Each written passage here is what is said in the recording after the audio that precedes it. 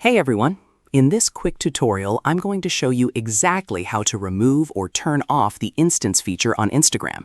So if you don't want Instance showing up in your inbox or you want to stop Instance notifications and emoji reactions, follow along step by step. All right, let's dive in. First, open the Instagram app on your phone. Now, tap your profile icon in the bottom right corner to go to your profile. Once you're on your profile, tap the three horizontal lines menu icon in the top right to open your settings. Now scroll down to the section called What You See and tap on Content Preferences.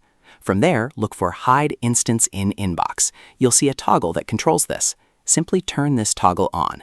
This will hide Instance from appearing in your Instagram inbox. Now, we also need to turn off Instance notifications and reactions. Go back to the main settings menu, then go to Notifications.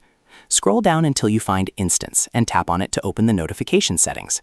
From here, turn off Instance notifications. Then make sure you also turn off emoji reactions if you don't want to receive notifications when someone reacts with an emoji.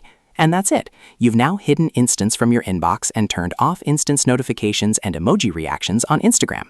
If this tutorial helped you, don't forget to like the video and subscribe to the channel for more Instagram tips and tricks.